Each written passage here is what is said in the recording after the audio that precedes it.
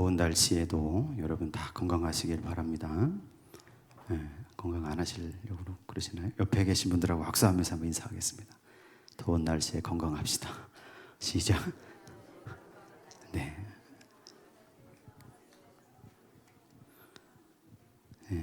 건강하시기 바랍니다. 좋은 거 드시고 차가운 거, 저도 차가운 거 좋아하는데 따뜻한 거 많이 드시고 건강을 유의하셔서 건강만 할 것이 아니라 건강한 몸과 마음으로 하나님 예배하고 기도하고 찬송하시기 바랍니다. 그리스 로마 신화에 여러분 이카루스의 날개라는 이야기가 있어요. 여러분 이제 아시는 분은 아실 텐데 크레타 섬에 미궁을 만든 그 이카루스의 아버지 다이달로스라는 사람이 있었습니다. 이 사람이 이제 미노스 왕의 명령을 받아서 미궁을 딱 만들었는데 그 스토리가 쭉 전개가 되죠. 근데 나중에 이 다이달로스와 그 아들 이카루스가 같이 그 미궁에 갇혀요. 미노스 왕이 노여움을 살 일이 있었습니다. 근데 거기 갇혀서 미로니까 미궁이니까 문제가 뭐냐면 출입구 들어가는 건 있는데 나오는 길이 없습니다. 둘이 갇혔으니 거기서 어떻게 할 수가 없잖아요. 그래서 이 다이달로스가 아주 묘한 을 생각하죠. 그 미궁을 돌아다니면서 이 날개, 새들의 깃털 있잖아요. 새들이 막 날아가다가 떨어뜨린 깃털을 다 주워 모으고 그 다음에 벌집 있는 데를 찾아다니면서 밀랍을 얻어서 밀랍을 녹여서 그 날개를 다 붙입니다. 그래서 이 팔에 자기하고 자기 아들의 팔에 이 날개를 만든 거예요. 신화니까 가능한 일이죠. 그래서 그 날개를 달고 날아서 미궁을 탈출하는 겁니다. 근데 그때 다이달로스가 이카루스에게 주의사항을 얘기했어요. 아들아, 이 날개를 달고 날 때 주의해야 될 게 있다. 너무 낮게 날면 바닷물에 날개가 젖어서 다 풀어질 테니 위험하고, 너무 높이 날면 이게 밀랍으로 다 붙여져 있으니 태양에 가까이 가면 햇빛 때문에 밀랍이 녹아서 날개가 없어지니 추락해서 죽을 거다. 그러니까 주의하라고 얘기했습니다. 날랐어요. 이카루스는 어땠을까요? 그게 너무 희열을 느낀 겁니다. 아, 내가 날 수 있다니. 그래서 그 날개를 달고 막 날아가는데 너무 마음이 기쁘고 희열에 차 있었으니까 아버지가 얘기했던 주의사항이 생각나지 않아요. 더 높이 더 높이 더 높이 올라갑니다. 결국 어떻게 됐을까요? 태양빛에 그 밀랍이 녹아버린 겁니다. 깃털이 하나씩 둘씩 다 없어져요. 나중에는 깃털이 하나도 안 남았어요. 날개가 없어진 거죠. 그대로 바다에 추락해서 바다에 빠져 죽는다는 얘기예요. 신화 얘기는. 왜 이카루스 얘기를 제가 말씀을 드리냐면, 물론 많은 사람들이 그 이야기를 통해서 여러 가지 교훈 얻을 점들을 얘기합니다. 근데 신앙인의 관점을 제가 볼 때 한 가지 저는 이런 생각을 했어요. 추락할 때, 사람마다 추락할 때가 있잖아요. 아니, 나는 지금까지 추락한 적이 없는데요. 훌륭하십니다. 하나님께 감사하시기 바라요. 그랬으면 좋겠어요. 인생에 태어나서 죽을 때까지 그냥 상승곡선으로만 가다가, 그래서 하나님 앞에 가면 얼마나 좋겠습니까? 근데 살다 보면은 올라갔다가 떨어졌다, 올라갔다 떨어졌다 그럴 때가 있잖아요. 이카루스처럼 높이 날랐다가 거기서 추락할 때, 여러분 이때가 중요한 때입니다. 그렇잖아요. 계속 인생의 순풍만 불어올 때는 다 감사하죠. 얼마나 좋습니까? 기쁘고 콧노래가 절로 나오죠. 근데 이게 순풍이 광풍으로 바뀌어서 역풍이 불어올 때, 그 순간에 처할 때, 여러분 그때가 하나님 앞에 엎드릴 때입니다. 맞죠? 우리 인생을 돌아보시기 바랍니다. 나의 삶에 지금 우리가 예배하는 이 순간도 어떤 분에게는 그 순간일 수 있어요. 추락하는 중일 수 있습니다. 근데 우리에게는 하나님이 계시다는 사실을 잊으면 안 돼요. 이카루스에게는 하나님이 없었잖아요.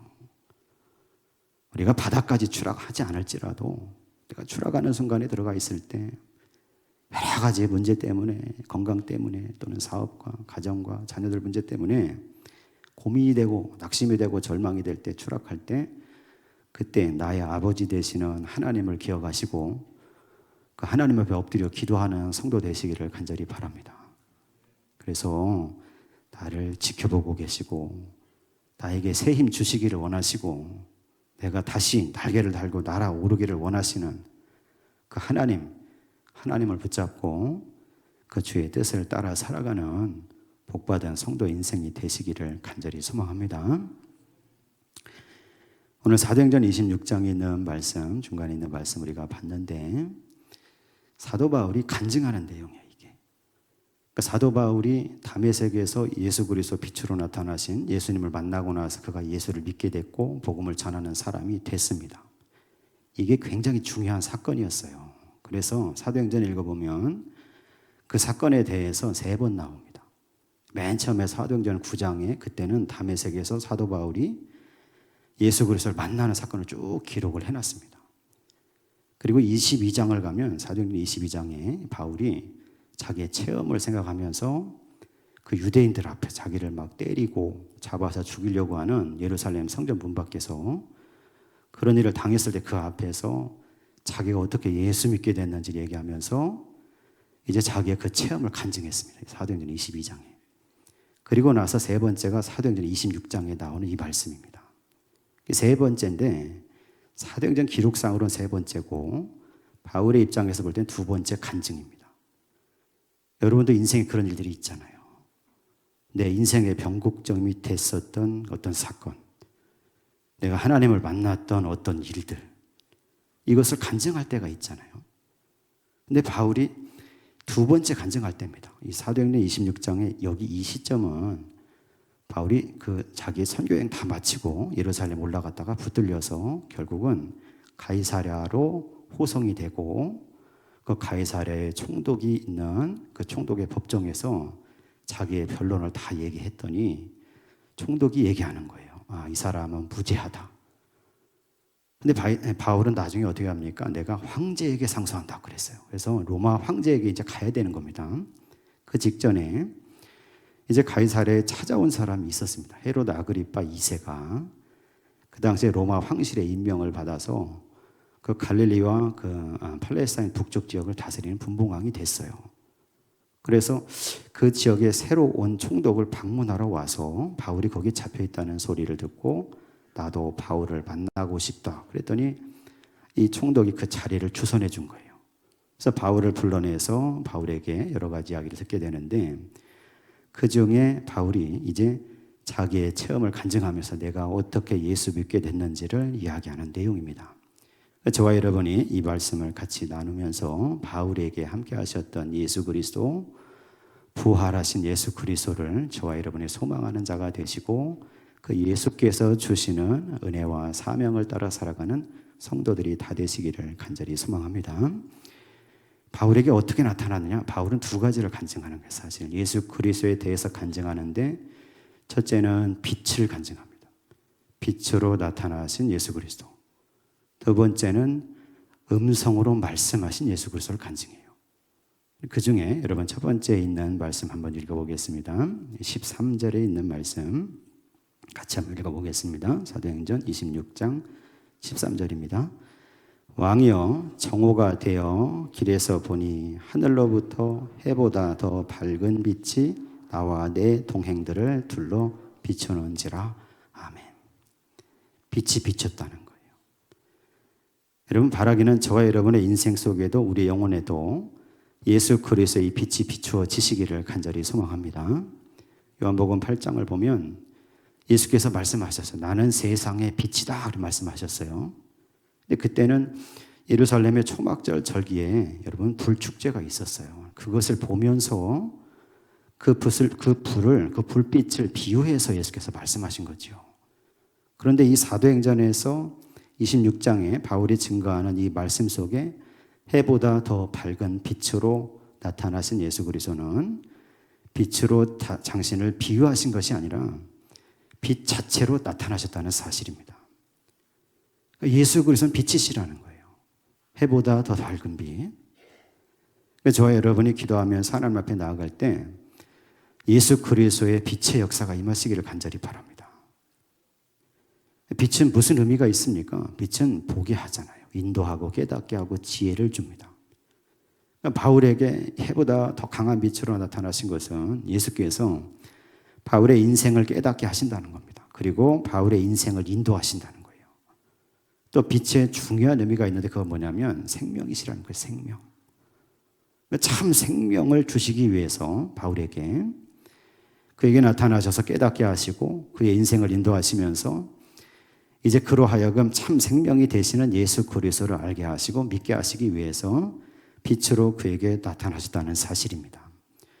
저와 여러분이 예배할 때 이 빛이 비추어지셔서 우리도 예수 그리스도의 부활하신 예수 그리스도의 빛을 받아서 바른 길로 걸어가는 성도가 되시고 참 생명을 얻어 살아가는 성도들 되시기를 간절히 소망합니다. 두 번째가 음성인데 여러분 음성은 세 가지로 나눠져요. 음성을 바울이 간증하면서 첫 번째 이렇게 얘기했어요. 여러분 14절을 같이 한번 읽어보겠습니다. 14절입니다. 우리가 다 땅에 엎드러짐에 내가 소리를 들으니 히브리 말로 이르되 사울아 사울아 내가 어찌하여 나를 박해하느냐 가시체를 뒷발질하기가 네게 고생이니라. 아멘. 예수님께서 두 번째 간증하는데 예수께서 부활하신 예수께서 음성을 들려주신 겁니다. 바울에게. 히브리 말로 했다는 거예요. 히브리 말. 바울은 히브리어를 잘했잖아요. 히브리 말로 바울을 부르면서 사울을 부르면서 사울아 사울아 내가 어찌하여 나를 박해하느냐 그러시면서 가시체를 뒷발질하기가 내게 고생이니라 이런 말씀을 하셨다는 거예요. 여러분 이게 무슨 뜻이냐면 가시체는 그 당시에 소를 몰아서 가잖아요. 소로 밭을 갈 때 그때 이 소가 주인의 말을 듣지 않을 때가 있습니다. 자기 고집을 막 피우는 거예요. 소가 일을 해야 되는데 이 밭을 갈아야 되는데 자기 고집대로 자기 하고 싶은 대로 가겠다고 막 몸부림치면서 앞으로 뛰쳐나가려고 할 때 그때 그것에 대해서 주인이 뒤에서 그 소의 엉덩이를 내려치는 채찍을 말하는 겁니다. 이 가시채예요. 가시가 달린 채찍으로 딱 내려치는 거죠. 근데 소가 채찍을 맞으면 어떻게 하겠습니까? 그게 싫다고 뒷발질을 하겠죠. 근데 뒷발질을 한다고 해서 상황이 달라지지 않습니다. 예수께서 이 말씀을 바울에게 하신 것은 바울로 하여금 깨닫게 하시기 위해서였어요. 뭘 깨닫게 하시려고 했냐면 잘못된 열심이라는 거예요. 바울이 마치 소가 제 마음대로 제 뜻대로 제 고집대로 일을 하지 않고 자기 마음대로 하려고 했던 그 모습처럼 바울이 지금 열심히 하나님의 일을 한다고 하는데 그 방향이 잘못됐다고 얘기하셨다는 거예요. 저와 여러분이 가시체 이야기를 들을 때 바울의 증언을 들으면서 우리가 잘 생각하시기를 바랍니다. 하나님을 온전히 바르게 잘 섬긴다고 믿고 살아가는데 어떤 때는 내 고집대로 할 때가 있다는 겁니다. 어떤 때는 내 욕심을 따라서 치우칠 때가 있다는 거예요. 어떤 때는 내 의의를 드러내려고 하나님의 일을 할 때 있다는 거예요. 저도 그래요. 그럴 때가 있더라고요. 저와 여러분이 직분을 받고 또 교회를 섬겨가 교회 일을 행해 나갈 때 반드시 이 말씀 잘 기억하셨으면 좋겠습니다. 바울은 여러분 많은 성경학자들이 바울에 대해서 이 당시에 회개했다고 말하지 않습니다. 회심했다고 얘기해요.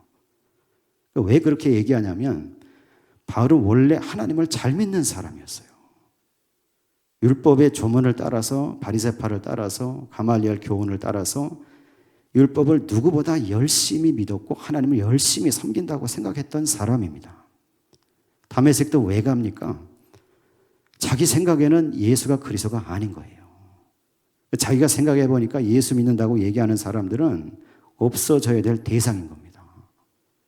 자기 고집과 자기 생각과 자기 뜻대로 그리고 율법에 충실하다는 자기 의의를 드러내기 위해서 대제사장들을 찾아가서 자기 의를 막 드러낸 겁니다. 내가 가서 다메섹까지 가서 예루살렘에서 다메섹까지 250km가 넘습니다. 다른 사람은 안 가지만 내가 가서 거기 있는 사람들 예수 믿는다는 사람 다 잡아오겠다는 거죠. 바울의 열심이 하나님을 향한 열심이 제대로 된 게 아니라 자기의 의를 따라서 자기의 고집과 자기의 열심을 따라서 자기는 열심히 섬긴다고 했는데 근데 예수님 볼 땐 그게 예수님의 뜻이 아니었다는 거죠. 그래서 예수께서 나타나셔서 음성을 들려주시는데 첫 번째가 뭐냐면 가시째를 뒷발질하기가 되게 고생이다. 다시 말하면 네가 하는 일은 헛된 일이다. 너의 잘못된 열심을 돌이키라는 겁니다. 그래서 여기서 바울이 자기 마음을 바꾸게 되는 겁니다. 그래서 회심이라고 그러는 거예요. 그래서 올바른 믿음을 가지고 올바른 방향으로 예수 그리스도를 전하는 사람으로 그가 변화되게 된 거죠. 오늘 저와 여러분이 이 말씀을 들으면서 하나님 앞에 바른 열심으로 그리고 바른 섬김으로 나아가는 성도들이 다 되시기를 간절히 바랍니다. 여러분, 바른 열심, 하나님 앞에 옳은 섬김, 여러분 이걸 분별하는 방법이 있어요. 자기가 하나님의 일을 할 때, 어떤 일이든지 봉사를 할 때, 또 예배를 드릴 때나 뭘 준비할 때나 반드시 자기한테 물어봐야 돼요. 그걸 뭘 물어봐야 되냐면 두 가지 물어봐요. 내 속에 하나님 은혜가 있는가? 내 속에 예수의 사랑이 있는가? 바른 열심을 가지려면, 바르게 하나님을 섬기는 길을 가려면 이 두 가지가 있어야 됩니다. 반드시. 하나님의 은혜가 있어야 돼요. 은혜를 가지고 일해야 됩니다. 또 하나, 사람들을 향해서 예수 그리스도의 사랑이 있어야 됩니다. 어떤 일이든지 교회 일은, 하나님의 일은 이 두 가지를 가지고 행할 때 그때 바르게 하나님을 섬길 수가 있습니다. 저와 여러분이 이 말씀을 잘 기억하시고 예수 그리스도를 사랑하는 사랑의 마음으로, 그리고 늘 하나님의 은혜를 구해서 은혜와 사랑 위에서 주님을 섬겨가는 복된 성도의 인생들이 다 되시기를 간절히 소망합니다. 음성에 대해서 이제 바울이 간증하면서 두 번째 말씀 이야기합니다. 그럼 15절 말씀 같이 한번 읽어보겠습니다. 15절입니다. 내가 대답하되 주님 누구시니까? 주께서 이르시되 나는 내가 박해하는 예수라. 아멘. 바울은 사실 이 말씀에 무너진 겁니다. 자기는 예수가 부활했다고 생각하지 않았습니다. 근데 예수께서 음성을 들려주시는데 두 번째 음성이 뭐냐면 바울이 물어봤어요. 주님 누구십니까? 그랬더니 나는 내가 박해하는 예수라는 거예요. 다시 말하면 나는 예수다. 네가 부활하지 않았다고 생각했던 예수라는 거예요. 예수님 부활하셨다는 겁니다. 이 말씀을 들으면서 바울의 마음과 심령이 무너진 거예요. 아, 내 생각이 잘못됐구나. 아, 예수 그리스도 하나님의 아들이시고 그가 부활하신 것이 맞구나. 이 음성을 듣고 그가 깨닫고 알게 된 겁니다. 여러분, 신학자들은 이것을 신학적인 용어로 크리스토파니 이렇게 합니다. 크리스토파니. 크리스토파니가 무슨 뜻이냐면 그리스도의 현현 이런 뜻이에요. 그리스도의 나타나심. 여러분, 저와 여러분의 인생에도 예수 그리스도께서 나타나시기를 간절히 바랍니다. 예수를 진실로 소망하면서 믿고 살아가는 성도의 인생 가운데 어느 순간 어느 시점에 반드시 주께서 찾아오시고 부활하신 예수 그리스도를 드러내시고 나타내실 때가 있습니다. 돌아가셨지만 여러분, 김대중 대통령도 그런 체험을 얘기한 적이 있어요. 1973년도에 김대중 납치 사건 기억하십니까? 도쿄에서 한 호텔에 있다가 납치됐어요. 중앙정보부 요원들에게. 그때 묶여서 동해바다로 끌려가서 거기서 물에 빠뜨려져 죽을 뻔한 위기를 겪게 됩니다. 근데 그때 꽁꽁 묶여서 이제 밀면 떨어지는 거예요, 배에서. 그 절체절명의 순간이 됐는데 김대중 대통령이 그때 옆에 보니까 예수께서 서 계시더라는 거예요, 옆에. 제가 하는 얘기가 아니라 그 김대중 대통령이 살아계실 때 간증한 내용이에요. 옆에 서 계셔서 묶인 손으로 붙잡고 막 기도했다는 거예요, 예수님께. 예수님, 나를 살려주십시오. 내가 이 나라를 위해 할 일이 많습니다. 그때 갑자기 비행기가 나타나서 경고 사격을 한 거예요, 그 배에. 그래서 김대중 대통령이 살았습니다. 5일 뒤에 풀려났어요. 저와 여러분이 예수 그리스도께서 나를 찾아오신다는 사실을 믿으시기를 바랍니다. 어떤 순간에 내가 열심히 내 인생 살아가면서 믿음 위에 살아가면서 하나님을 소망하고 예배하면서 기도할 때 부활하신 주께서 저와 여러분을 찾아오시고 나타내 보여주시는 순간이 있기를 간절히 바랍니다. 제가 왜 이런 말씀 계속 강조하냐면 그 예수를 만나야 변화됩니다, 사람이. 부활하신 예수를 만날 때 나타나신 예수 그리스도를 통해서 내가 해야 할 일을 알게 되는 거예요. 나의 사명을 깨닫게 됩니다. 그 예수 그리스도를 만날 때 부활하신 예수 그리스도의 만나는 역사를 통해서, 인도하시는 역사를 통해서 내 인생의 문제가 풀려지는 것을 보게 되는 겁니다. 오늘 저와 여러분이 예배하면서 그 믿음 위에 서시고 예수 그리스도께서 나를 찾아오실 때 붙들고 그 위에 살아가는, 그 믿음으로 살아가는 복된 성도의 인생이 되시기를 간절히 소망합니다. 예수께서 들려주신 음성을 간증하면서 세 번째입니다. 여러분 16절에서 18절 마지막에 있는 나머지 말씀 16절에서 18절을 같이 읽겠습니다. 내가 대답하되 주님 누구시니까? 주께서 이르시되 나는 내가 박해하는 예수라. 16절부터 18절을 다시 읽겠습니다. 일어나 너의 발로 서라. 내가 내게 나타난 것은 곧 내가 나를 본 일과 장차 내가 내게 나타날 일에 너로 종과 증인을 삼으려 함이니 이스라엘과 이방인들에게서 내가 너를 구원하여 그들에게 보내어 그 눈을 뜨게 하여 어둠에서 빛으로 사탄의 권세에서 하나님께로 돌아오게 하고 죄사함과 나를 믿어 거룩하게 된 무리 가운데서 기업을 얻게 하리라 하더이다. 아멘. 음성에 대해서 간증할 때 세 번째는 뭐냐면 그의 사명을 받았다는 거예요. 바울이. 저와 여러분도 사명 받은 사명자로 사셔야 될 줄로 믿습니다. 예수 믿고 살아가는 사람은 다 사명자예요. 바울을 통해서 바울에게 예수께서 나타나셔서 왜 내가 너에게 나타났느냐 이러면서 그 이유를 말씀하시는데 첫 번째는 너를 종과 증인이 되게 하겠다는 거예요. 예수께서 종과 증인. 무슨 일에? 네가 나를 본 일, 예수께서 부활하신 것을 알게 된 일에 대한 증인이 되고 장차 나타날 일. 왜 나타나십니까? 복음을 전하게 하기 위해서 예수께서 나타나셔서 힘을 주시고 지혜를 주시고 인도하시게 될 일들, 다시 말하면 복음을 전할 일에 종이 되게 하려고 나타났다는 거예요. 그럼 구체적으로 두 번째로 그 종과 그 증인이 돼서 해야 될 일이 뭐냐, 그 말씀이 18절에 쭉 나와 있는 거예요. 이스라엘과 이방인들에게 너를 보내서 그 눈을 뜨게 하고 어둠에서 빛으로, 즉 사탄의 권세에서 하나님께로 돌아오게 하고 또 죄사함을 받게 하고 나를 믿어 거룩하게 된 무리, 즉 성도의 무리, 교회 가운데서 기업을 얻게 하리라 하고 말씀하셨다는 거죠. 오늘 저와 여러분이 예수 그리스도의 음성을 듣는 성도가 되시기를 간절히 바랍니다. 우리를 부르신 것도, 우리를 만나주시는 것도, 우리에게 새 힘을 주시는 것도 바로 이 사명을 위해서 불러주셨다는 사실이에요. 예수 안 믿는 자들의 눈을 뜨게 하고 그리고 그들을 흑암에서 빛으로, 사탄의 권세에서 하나님께로 돌아오게 하고 예수 그리스도를 믿어서 죄사함을 받게 하고 예수 믿어서 거룩하게 된 물이 교회 안에 들어오게 해서 그 교회를 통해서, 믿음을 통해서 기업 하나님의 나라를 얻게 하기 위해서죠.